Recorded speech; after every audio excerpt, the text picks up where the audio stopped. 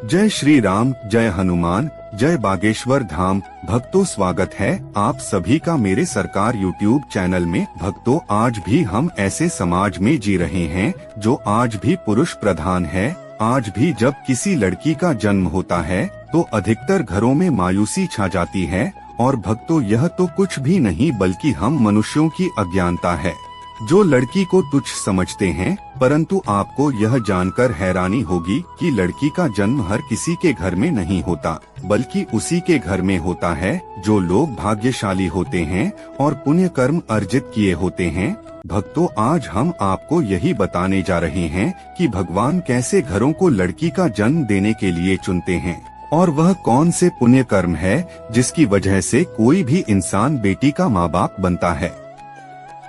भक्तों, अगर आप हमारे चैनल पर नए हैं और अभी तक आपने चैनल को सब्सक्राइब नहीं किया है तो भक्तों अभी हमारे चैनल को सब्सक्राइब करके वीडियो को लाइक अवश्य करें और ज्यादा से ज्यादा लोगों तक शेयर करें। भक्तों, अगर आपके घर में भी बेटियां हैं या आपको बेटी के माता पिता होने का सौभाग्य प्राप्त है तो कमेंट बॉक्स में उनके लिए जय माँ लक्ष्मी जरूर लिखे। तो चलिए वीडियो को शुरू करते हैं। भक्तों, एक बार भगवान श्री कृष्ण से अर्जुन ने पूछा है कि हे माधव, किन कर्मों के कारण किसी के घर पुत्री धन की प्राप्ति होती है, अर्थात कैसे घरों में बेटियों का जन्म होता है। तब श्री कृष्ण अर्जुन से कहते हैं, हे पार्थ, अगर किसी के घर बेटे भाग्य से होते हैं तो बेटियां सौभाग्य से होती है। और जो भी स्त्री या पुरुष अपने पूर्व जन्म में ज्यादा पुण्य अर्जित किए होते हैं उन्हें ही एक बेटी के माता पिता होने का सौभाग्य प्राप्त होता है। हे पार्थ, बेटियों के जन्म के लिए उन्हीं घरों को चुना जाता है जो बेटियों का भार सहन कर सके, क्योंकि तीनों लोकों में स्त्री अर्थात बेटियां ही ऐसी होती है जिसका भार हर कोई सहन नहीं कर सकता। वह बेटियां ही होती हैं जो इस सृष्टि को निरंतर चलाती है। हे अर्जुन, जिस दिन इस सृष्टि में बेटियों का जन्म लेना रुक जाएगा उस दिन से सृष्टि का विनाश भी प्रारंभ हो जाएगा और धीरे धीरे इस सृष्टि का अंत हो जाएगा। भक्तों, भगवान श्री कृष्ण की इन बातों पर गौर किया जाए तो उनका कहा बिल्कुल सही है, क्योंकि बेटियां अगर नहीं होंगी तो किसी का भी वंश आगे नहीं बढ़ सकता। भक्तों, आपने कई लोगों को कहते सुना होगा कि जिस घर में बेटी का जन्म होता है वह घर स्वर्ग के समान होता है, क्योंकि बेटा तो केवल एक कुल को रोशन करता है, बेटियां तो दो कुलों को रोशन करती है। माता पिता के घर में वो बेटी के रूप में अपने उत्तरदायित्व का निर्वहन करती हैं, तो ससुराल आकर एक बहू के रूप में सारे कर्तव्यों का पालन करती हैं। भक्तों, आजकल आप सुनते ही हो बेटियां बहू परिवार में किसी के मर जाने पर उसका पिंडदान नहीं कर सकती, लेकिन यह बिल्कुल भी सही नहीं है, क्योंकि रामायण में बताया गया है कि प्रभु श्री राम के पिता राजा दशरथ की जब मृत्यु हो गई थी तो माता सीता अर्थात राजा दशरथ की बहू ने ही उनका पिंडदान किया था, जिससे उन्हें जन्म मरण के चक्र से मुक्ति मिल गई थी। भक्तों, इतना ही नहीं, हिंदू धर्म शास्त्रों में बताया गया है कि बेटियां भी अपने पिता के नाम का पिंडदान कर सकती हैं। वही अगर ससुराल पक्ष में कोई पुरुष नहीं है तो इस स्थिति में बहू भी पिंडदान कर सकती है। इसलिए भक्तों, वह लोग बहुत किस्मत वाले होते हैं जिनके घर में बेटी जन्म लेती है। भक्तों, कई लोग कहते हैं कि हिंदू इतिहास में लड़कियों का महत्व नहीं है, लेकिन हम जानते हैं कि धन की देवी लक्ष्मी हो, दुर्गा हो या घोर रूप में महाकाली, नारी सर्वस्व पूजी गई है। भक्तों, वशिष्ठ जी की पत्नी अरुंधति ने वरुण और इंद्रदेव को ब्रह्म ज्ञान का ज्ञान दिया था। आपको बता दें कि सभी धनुर्धर की भांति द्रौपदी भी शस्त्र विद्या जानती थी। महाभारत में वर्णित है कि द्रौपदी अर्थशास्त्री थी और युधिष्ठिर के राजकार्य में सहयोग करती थी। भक्तों, यह केवल एक गलतफहमी है कि हिंदू धर्म में लड़कियों की इज्जत नहीं की जाती थी। इतिहास साक्षी है, द्रौपदी के वस्त्र छूने पर पूरे कौरव मिट गए और माता सीता के हरण से सोने की लंका जला दी गई। भक्तों, रामायण में जब भगवान राम धनुष को तोड़ते हैं तो राजा जनक विवाह के लिए दशरथ जी को बुलावा भेजते हैं। दशरथ जी आकर जनक जी को प्रणाम करते हैं। वैसे तो दूल्हे के पिता को नमस्कार नहीं करना चाहिए, इसलिए जब जनक जी मना करते हैं कि आप दूल्हे वाले हैं और बड़े हैं, तब दशरथ जी कहते हैं कि बड़े तो आप हुए क्योंकि आप दाता है, हाँ भक्तों, लड़की के पिता को गर्व करना चाहिए कि वह देने वाला है। जिनके घर में बेटियां होती हैं, वह परम सौभाग्यशाली होते हैं। शायद यही कारण है कि बेटियों को लक्ष्मी कहा जाता है। भक्तों, बहुत से लोगों की सोच यही होती है कि बेटी है तो चलो बिना समय गवाएं और इस पर पढ़ाई में पैसे लगाए बिना जल्द से जल्द उसकी शादी कर दो।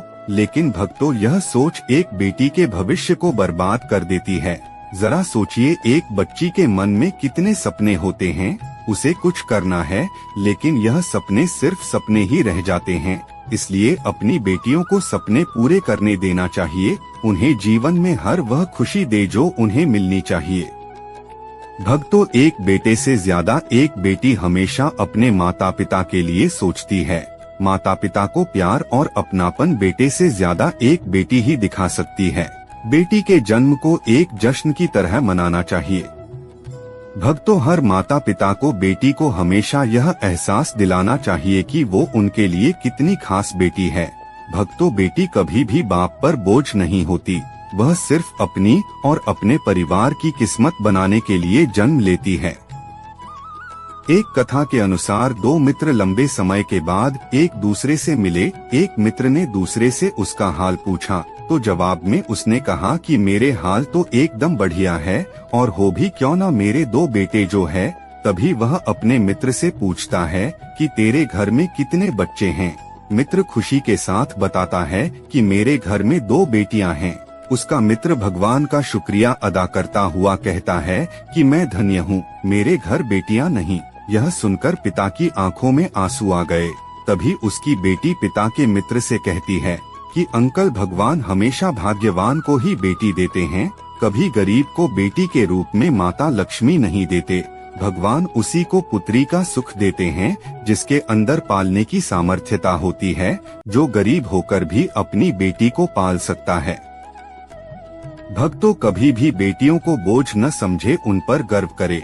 इसी तरह एक बार स्वामी विवेकानंद वैष्णो देवी की सीढ़ियां चढ़ रहे थे। उनके पास से एक किसान अपनी बेटी को कंधे पर बिठाए चढ़ाई चढ़ रहा था। तभी स्वामी विवेकानंद जी ने कहा कि बाबा, आपकी बेटी का बोझा आपको लग रहा होगा, इसको मैं उठा लेता हूँ और माता वैष्णो के दरबार तक ले चलता हूँ। उस किसान ने स्वामी विवेकानंद जी से कहा कि बेटी कभी भी बाप के कंधे पर बोझ नहीं होती। बेटियां अगर बाप के कंधे पर हो तो वह हर बोझ को हल्का कर देती है। उस किसान की बातें सुनकर स्वामी विवेकानंद जी बहुत प्रसन्न हुए। भक्तों, बेटियां कभी भी धन की भूखी नहीं होती, वो तो सिर्फ मान और सम्मान की भूखी होती है। भक्तों, बेटियों का जन्म किसको मिलता है, चलिए जानते हैं। गरुड़ पुराण में बताया गया है, यदि कोई व्यक्ति मृत्यु के अंतिम क्षण में किसी स्त्री को याद करते हुए प्राण त्यागता है तो वह अगले जन्म स्त्री के रूप में जन्म लेता है। वही अगर वह अंतिम क्षण में परमेश्वर का नाम लेता है तो वह मुक्ति के मार्ग पर अग्रसर हो जाता है। भक्तों, अब आप यह जरूर सोच रहे होंगे कि कौन से कर्म करने के बाद किसी के घर में बेटी जन्म लेती है। गरुड़ पुराण में बताया गया है कि जो मनुष्य सदा ही पुण्य करता है और दान धर्म करता है, उसी को अगले जन्म में स्त्री रत्न पुत्री रूप में प्राप्त होती है। यदि आपकी कोई बेटी नहीं है तो आप किसी सगे संबंधी या किसी गरीब की बेटी को गोद लेकर उसे पढ़ाने में मदद कर सकते हैं और उसके विवाह में कन्यादान कर सकते हैं। ध्यान रखो भक्तों, कन्यादान से बढ़कर संसार में और कोई पुण्य नहीं होता। धन्य होते हैं वो माता पिता जिन्हें ये सौभाग्य प्राप्त होता है। ऐसे लोग जन्म मृत्यु के बंधन से मुक्त होकर नारायण की शरण में चले जाते हैं। भक्तों, आज के लिए बस इतना ही। वीडियो पसंद आई हो तो बेटियों के लिए एक लाइक अवश्य करे और ज्यादा से ज्यादा लोगों तक इसे शेयर भी करे। हमें कमेंट करके जरूर बताएं कि आपको वीडियो कैसी लगी। और हाँ भक्तों, कमेंट में जय श्री राम, जय हनुमान, जय बागेश्वर धाम लिखना ना भूले। वीडियो को अंत तक देखने के लिए धन्यवाद।